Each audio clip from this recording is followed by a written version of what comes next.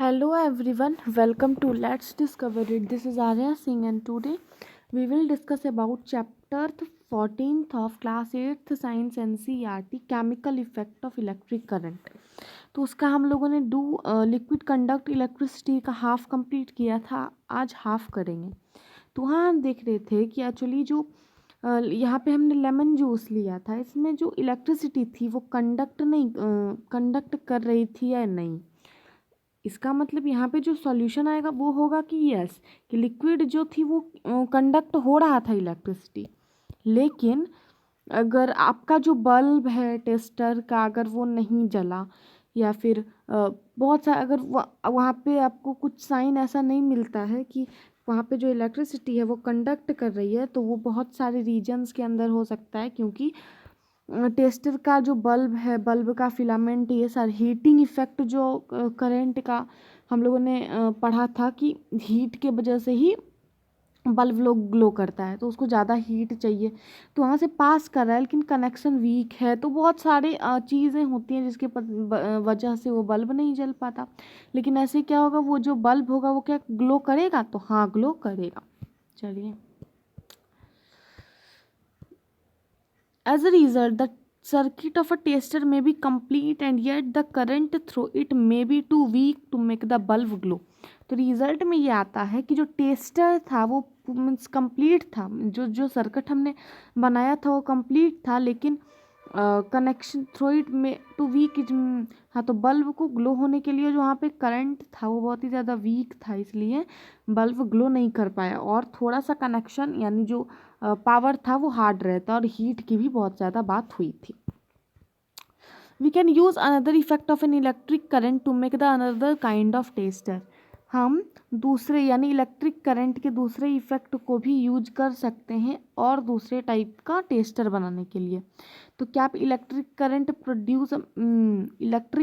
जो होता है वो मैग्नेटिक इफेक्ट को प्रोड्यूस करता है? तो हाँ, ऐसा होता है। व्हाट हैपेंड, क्या होगा to a compass needle kept near by when current flow in wire?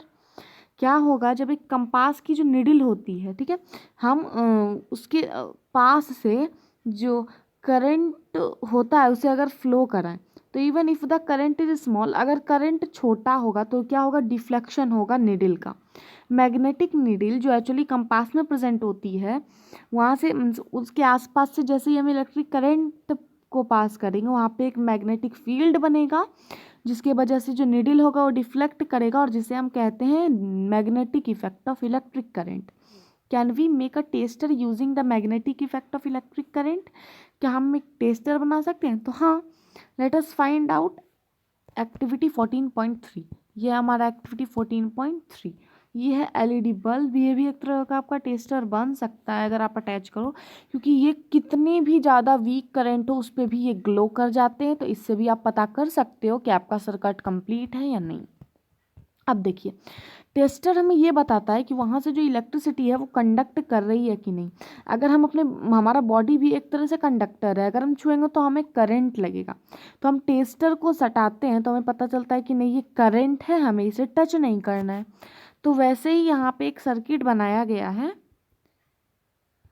ठीक है, ये है हमारा टेस्टर। इसके चारों तरफ हमने वायर को लपेट दिया है, और जैसे ही अगर ये पास करेगा तो अगर कनेक्शन यानी जो इलेक्ट्रिसिटी होगी यहाँ से पास होगी वो वीक होगी, तो मैग्नेटिक निडल जो अगर थोड़ा सा डिफ्लेक्शन हो रहा है, इसमें हिल डुल रहा है, यानी जो ये जो हमने टेस्टर बनाया है यहाँ से इलेक्ट्रिक करंट क्या हो रहा है? पास हो रहा है, इसका मतलब ये हो गया। लेकिन डिफ्लेक्शन नहीं हो रहा है तो इलेक्ट्रिक करंट पास नहीं हो रहा है। बस ये इतना ही सारी मीन्स इतनी ही चीज़ थी इसमें जो इम्पॉर्टेंट था। तो ये जो ऐसे करके हमने तैयार किया, ये हमारा एक ऐसा टेस्टर हुआ जिसे हमने magnetic effect of electric current पे तैयार किया है। देखिए, मैंने आपको बताया मैग्नेटिक इफेक्ट, हीटिंग इफेक्ट, ये सब आप अर्लियर क्लास में पढ़ के आए हो। तो ये सारे chemical effect of electric current नहीं है। Chemical effect of electric current हम अगले बार पढ़ेंगे, मीन्स इसी बार, मीन्स अगले वीडियो में पढ़ेंगे।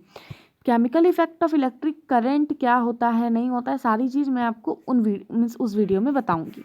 चलिए, ये है हमारा एक टेस्ट करना है कि जो लेमन जूस है उसमें रिफ्लेक्शन हो रहा था कंपास निडल का, तो हाँ, तो ये गुड कंडक्टर है। विनेगर में तो देखिए जो एसिड होते हैं उनमें आयन प्रेजेंट होते हैं। आयन ही एक तरह से एक आयन दूसरे आयन से अटैच होके मिलते होके मीन्स इलेक्ट्रिक को कंडक्ट कराता है। तो ऐसे ही करके क्या करना है, सिंपली यहाँ पे आपको आप एक तरह से यूट्यूब पे बहुत सारे वीडियोस अवेलेबल हैं, आप चाहो तो इसे देख सकते हो, ठीक है। चलिए, when the free end of tester do not touch each other, there is a air gap between them. Paheli know that air is a poor conductor of electricity, but she has also read that lighting and electric current pass through air. She wondered if air is indeed a poor conductor under all conditions. This make Bujo ask whether other material classifies as poor conductor or allow electricity to pass under certain conditions. देखिए, जैसा कि ये जो पहेली है इसने tester में थोड़ा सा गैप देखा था, तो वो जानती है कि जो एयर है वहाँ पे पास होता है, एयर गैप है वो, तो वो ये जानती है कि एयर जो है वो क्या है, पुअर कंडक्टर ऑफ हीट या इलेक्ट्रिसिटी होता है। लेकिन एक तरह से आप बोलो तो जो लाइटनिंग होती है वो एयर के थ्रू ही पास होके होती है। तो आप बोलोगे कैसे हो जाती है, वो भी एक तरह का चार्ज है। तो क्या जो एयर है वो कंडक्टर है या फिर इंसुलेटर है? तो उतना मीन्स बहुत ही ज़्यादा अमाउंट में जब करंट आती है तो वो जो इंसुलेटर हम नहीं कह सकते, वो जो पुअर कंडक्टर है हमारा उसको गुड कंडक्टर बना के पूरी पास कर जाती है। कभी कभी लाइटनिंग में पेड़ पूरा बीच से कट जाता है। क्या वुड क्या है, एक तरह से वुड को हम इंसुलेटर ही कहते हैं, पर बहुत ज़्यादा पावर आने पे ऐसा होता है। तो वही यहाँ पे भी होगा, मीन्स होता है। तो वही बुझो कहता है कि हम जो कंडक्टर या इंसुलेटर बहुत सारी चीज़ों के लिए यूज़ कर देते हैं, उसके जगह हम ये यूज़ करें, कंडक्टर भी ना यूज़ करें, हम करें गुड कंडक्टर या फिर पुअर कंडक्टर करके यूज कर सकते हैं। एक बोलते हैं गुड स्टूडेंट, तो बोलते हैं वो स्टूडेंट है गुड है, लेकिन पुअर स्टूडेंट बोलते हैं तो एक तरह से वो भी स्टूडेंट है लेकिन वो पुअर है ना। तो ऐसे करके यहाँ पे इन दोनों में कन्वर्सेशन किया गया है। Actually under certain conditions most material can conduct. तो कुछ एक तरह से बात करें तो कुछ सर्टेन कंडीशंस के अंदर में बहुत सारे जो मटेरियल होते हैं वो कंडक्ट कर जाते हैं इलेक्ट्रिसिटी को भी और हीट को भी। That is why it is preferable to classify material as good conductor और poor conductor instead of classing conductor और इंसुलेटर, जैसा मैंने भी आपको बोला। We have tested the conduction of electricity through tap water. जो हम लोगों ने कंडक्शन जो था हम लोगों ने इलेक्ट्रिसिटी टैप वाटर जो होता है उससे हम लोगों ने टेस्ट किया। Let us now test the conduction of electricity through distilled water. अब हम डिस्टिल्ड वाटर से भी करेंगे। अब देखिए, डिस्टिल्ड वाटर में जिसमें वाटर ही है, कोई भी मिनरल प्रेजेंट नहीं है, तो उससे जो इलेक्ट्रिसिटी होगी वो पास नहीं करेगी। ओके, लेकिन जैसे ही हम उसमें 1 पिंच के लगभग साल्ट या फिर कुछ ऐड कर सकते हैं तो वहाँ से जो इलेक्ट्रिसिटी होती है वो पास कर जाती है। चलिए, take about 2 teaspoon of distilled water in a clean and dry plastic और rubber cap of a bottle. क्या करना है कि कोई भी 2 कैप यानी प्लास्टिक का हो या फिर रबर का हो चलेगा, उसको 2 ले लेना है या फिर एक ही लेना है। यहाँ पे 2 है तो आप 2 ले लीजिए, उसको अच्छे से वॉश कर लेना है और फिर आपको डिस्टिल्ड वाटर से क्लीन करना है। क्लीन डिस्टिल्ड वाटर लेना है, ड्राई यानी ड्राई प्लास्टिक रबर कैप में क्लीन डिस्टिल्ड वाटर लेना है। धूप में रख दीजिए थोड़ी देर, वो ड्राई हो जाएगा तब। You may obtain distilled water from your school science lab. आप डिस्टिल्ड वाटर को अपने स्कूल के साइंस लैब से भी ले सकते हो। You may also get distilled water from medicinal store और अ डॉक्टर और अ नर्स। आपको डिस्टिल्ड वाटर जो है वो किसी भी मेडिकल स्टोर या फिर किसी डॉक्टर नर्स से मिल जाएगा। Use the tester to test whether distilled water conduct electricity और नॉट। अब टेस्टर को यूज़ करना है, जैसे हमने 2 तरह से टेस्टर बनाया, उस टेस्टर को हमें यूज़ करना है कि जो डिस्टिल्ड वाटर है वो कंडक्ट कर रहा है इलेक्ट्रिसिटी को कि नहीं कर रहा है। आप क्या पाते हो, does distilled water conduct electricity? क्या जो डिस्टिल्ड वाटर में इलेक्ट्रिसिटी का कंडक्शन होता है? Now dissolve a pinch of common salt in distilled water, again test, what do you conclude this time. देखिए, पहले जो हमारा डिस्टिल्ड वाटर था उसमें जो हमने जो इलेक्ट्रिसिटी को कंडक्ट कराया तो वहाँ से इलेक्ट्रिसिटी कंडक्ट नहीं किया। लेकिन जैसा ही हमने उसमें जो साल्ट मिलाया, ठीक है, साल्ट हमने जैसे ही ऐड किया तो वहाँ पे कंडक्शन होने लगा। डिस्टिल्ड वाटर मीन्स पानी था डायरेक्ट, उसमें कोई भी मिनरल या फिर आयन प्रेजेंट नहीं था, उसके कारण ऐसा हो रहा था। When salt is dissolved in distilled water, we obtain salt solution. जब हमने एक पिंच साल्ट को डिजोल्व कर दिया डिस्टिल्ड वाटर में तो हमारे पास आ गया साल्ट सॉल्यूशन, जो कंडक्टर था इलेक्ट्रिसिटी का। The water that we get from source such as tap, handpump, wells and pond is not pure. तो जो हम वाटर हम लोगों ने लिया था कुछ टैप से, हैंडपम्प से, वेल से, पॉन्ड से, वो जो वाटर हमने वहाँ से लिया था वो प्योर नहीं होते हैं। It may contain several salt dissolve in it, उनमें बहुत सारे साल्ट नेचुरली भी डिजॉल्व होते हैं। Some amount of mineral salt are naturally present in it, उनमें कुछ अमाउंट के जो मिनरल साल्ट होते हैं वो नेचुरली प्रेजेंट होते हैं किस चीज़ में, जो वाटर होता है टैप का, पॉन्ड का, इन सारे में। दिस वाटर इज दस a good conductor of electricity, इसलिए ये जो वाटर था ये गुड कंडक्टर था इलेक्ट्रिसिटी का। ऑन द अदर हैंड, दूसरी तरफ distilled water is free of salt, तो जो डिस्टिल्ड वाटर था उसमें साल्ट प्रेजेंट था ही नहीं, मैंने बताया बस वो सादा पानी था, इसलिए उससे जो इलेक्ट्रिसिटी थी वो कंडक्ट नहीं किया। सो second important thing that Paheli tells you that small amount of mineral salt present naturally in water, तो small amount जो mineral salt का होता है वो naturally present होता है water में, जो हमारे beneficial है हमारे human health के लिए। यानी जो salt present होता है naturally water में वो beneficial है यानी important है। तो ये these salt make water a good conductor, तो ये जो साल्ट हैं ये क्या बनाते हैं, वाटर को एक गुड कंडक्टर बनाते हैं। सो इसलिए हमें कभी भी जो इलेक्ट्रिक अप्लायंसेस होते हैं हमारे चारों तरफ, उन्हें कभी भी वेट हैंड से छूना नहीं चाहिए, या फिर हम कभी भी वेट फ्लोर पे खड़े हों तो हमें उसे टच नहीं करना चाहिए, या फिर वेट फ्लोर पे खड़े हैं तो हमें अपनी स्लीपर को ज़रूर यूज करना चाहिए। We have found that common salt when dissolved in distilled water makes it a good conductor.